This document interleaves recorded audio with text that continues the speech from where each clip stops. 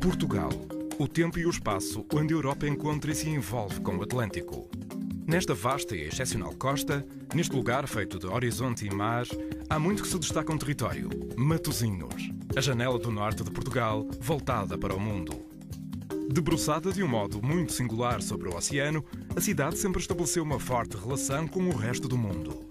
O seu mar, o seu rio, constituíram um porto de abrigo natural privilegiado, que aqui fez rumar e fixar navegadores e comerciantes romanos, e, posteriormente, produtores de sal, pescadores, construtores navais, mariantes e navegadoras.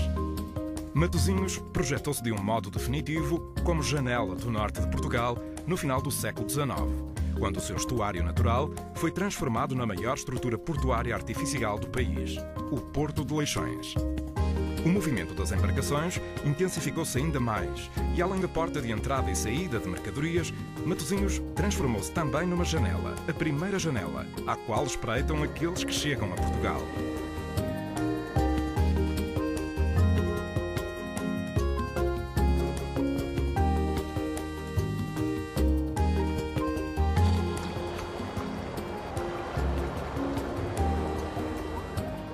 São muitos os motivos históricos e patrimoniais que motivam um debruçar nesta janela.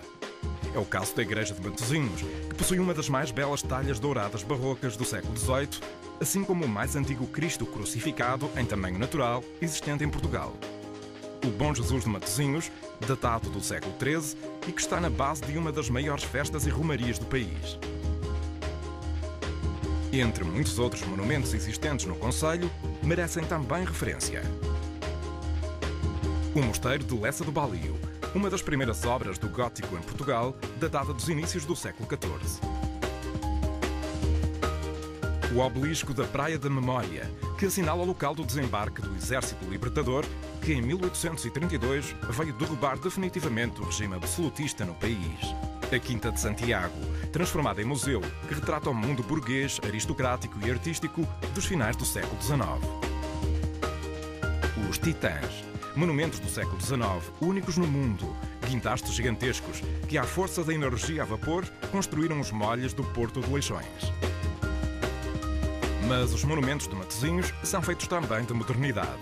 Caso do Teatro Constantino Neri, recentemente regenerado e transformado numa moderna sala de espetáculos de características técnicas únicas no Grande Porto.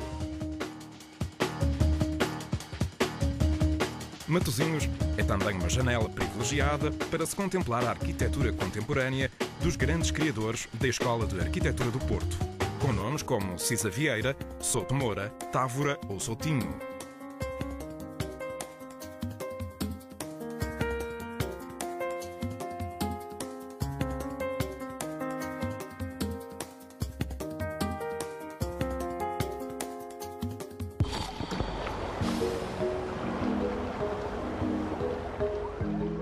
A relação física de Matosinhos com o mar está igualmente na origem de um longo e convidativo passeio pelo litoral que as pessoas da região se habituaram a percorrer.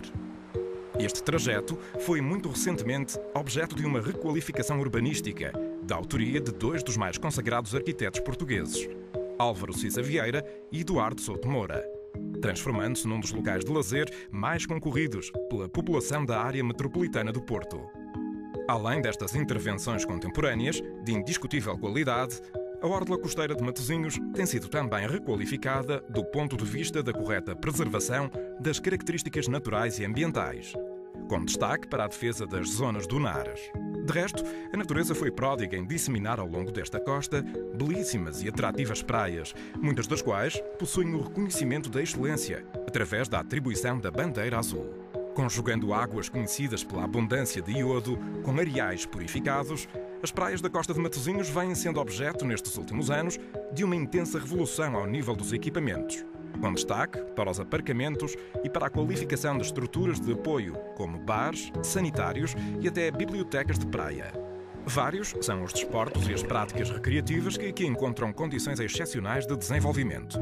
É o caso da vela, que devido às características do Porto de Leixões e da Marina, pode ser praticada durante todo o ano. Em crescimento muito significativo está também a prática do mergulho subaquático. A surpreendente riqueza e diversidade do mundo marinho ao largo da cidade é reforçada por um conjunto de embarcações naufragadas. Igualmente histórico e praticado em especial na praia de Lessa da Palmeira desde os inícios do século XX, o surf atrai atualmente um número muito expressivo de amantes e praticantes desta modalidade.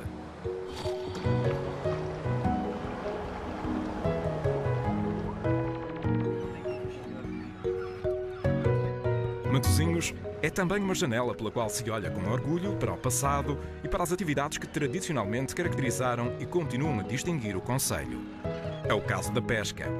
Terra de homens e de mulheres umbilicalmente ligados ao mar, a cidade abrigou durante décadas o maior porto pesqueiro do país e o maior porto sardinheiro do mundo. De resto, Matosinhos continua a ser, nos nossos dias, um porto de referência quando se fala em captura de peixe de boa qualidade. Tal reflete-se, como não podia deixar de ser, na gastronomia local e no facto da cidade ser apelidada como a Sala de Jantar do Porto. Um local onde se serve o mar à mesa, com qualidade, abundância e diversidade. Sintomaticamente, estudos recentes internacionais referem Matosinhos como um caso do estudo interessante, um cluster. Uma das maiores concentrações, à escala mundial, de restaurantes especializados num único segmento: peixe e mariscos. Uma sala de jantar e uma sala de estar.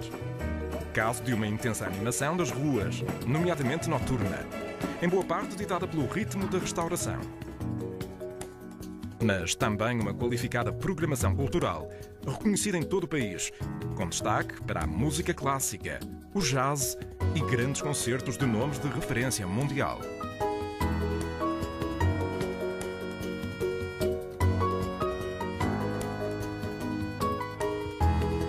O impacto e penetração internacional da atividade cultural de Matosinhos estende-se ainda a outros certames, como é o caso do LEV, Encontro Internacional de Literatura em Viagem.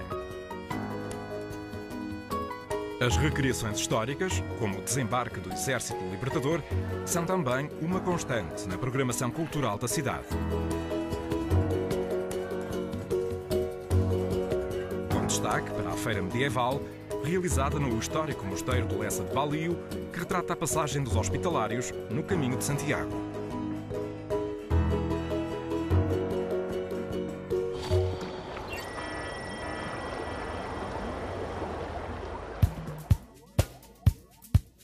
Se por um lado Matosinhos é uma janela aberta de um modo evidente para o Atlântico, por outro lado, essas características privilegiadas são reforçadas por um conjunto fundamental de infraestruturas logísticas e económicas que asseguram essa abertura. É o caso do Porto de Leixões, o segundo maior porto marítimo do país e uma estrutura portuária de relevo no noroeste da Península Ibérica. Equipado com os mais modernos mecanismos do setor, Leixões está apto para responder aos maiores desafios do comércio e transporte naval e é uma das principais portas de saída das exportações portuguesas. Com 5 km de cais, 55 hectares de terraplenos e 120 hectares de área molhada, Leixões movimenta 15 milhões de toneladas de mercadorias por ano, tendo uma posição privilegiada no contexto do sistema portuário europeu. Além das tripulações dos navios mercantes, são também muitos milhares aqueles que todos os anos aqui aportam em gigantescas cidades flutuantes ou em simples embarcações de aventura. Para uns e para outros, o Porto de Leixões assegura condições excepcionais de acolhimento, através da sua marina e de uma nova e surpreendente gare de passageiros já em construção. Para o crescente sucesso deste porto, muito tem contribuído a moderna e qualificada rede viária que articula Matosinhos com as principais autoestradas que ligam o norte de Portugal à Europa. E também por isso está aqui localizado no Freixeiro o Terminal TIR, um gigantesco terminal de transportes rodoviários internacionais em estreita ligação com as instalações do Porto de Leixões e dos principais serviços alfandegários do norte de Portugal. Mas não é só por mar ou por terra que esta cidade se liga ao resto do mundo. Uma boa parte das pistas do aeroporto Francisco Sá Carneiro, recentemente classificado como o melhor aeroporto mundial no seu segmento de número de voos e passageiros, localiza-se em Matosinhos.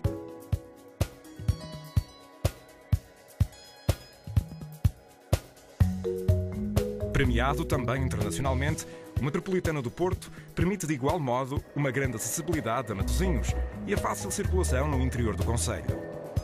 A ligação entre o centro do Porto e o coração de Matosinhos, a linha azul, marcou a inauguração do metro do Porto e assegurou tratar-se de um projeto regional de importância vital para esta área do país. Todas estas acessibilidades e movimentos permitem que Matosinhos seja também uma janela à qual apetece estar.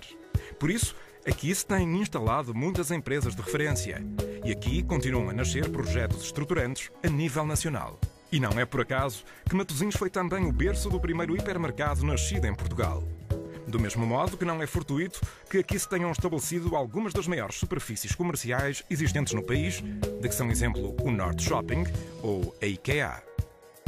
Grandes empresas e grupos empresariais nacionais, de impacto internacional, não tiveram igualmente dúvidas em instalar em Matosinhos a sua sede ou setor-chave da sua atividade. Caso, entre tantos outros, da Ótimos, da Sonai, da Galp Energia, da Unicer ou da EFASEC. A existência e a salvaguarda de zonas industriais ordenadas têm permitido, igualmente, o aparecimento e o desenvolvimento acentuado de novos e modulares parques empresariais. A disponibilidade de espaço, associada às modernas e fáceis vias de acesso, transforma estes parques em referências do empreendedorismo no norte de Portugal. É também por tudo isto que não é surpreendente que Matosinhos tenha sido escolhido pelo governo português como local de produção do Computador Nacional Magalhães, distribuído por todas as crianças do primeiro ciclo escolar. Esta é uma cidade que desde há muitos séculos se converteu num porto de abrigo seguro. Uma cidade que cresceu, que abriga hoje várias das áreas residenciais mais apetecidas e concorridas da região. Uma jovem cidade milenar. Uma cidade e um concelho que sempre souberam acolher e fazer sentir em casa quem aqui aportou. Uma cidade de arrojo, tradição e modernidade. Uma cidade, uma janela, debruçada sobre o Atlântico e aberta para o mundo.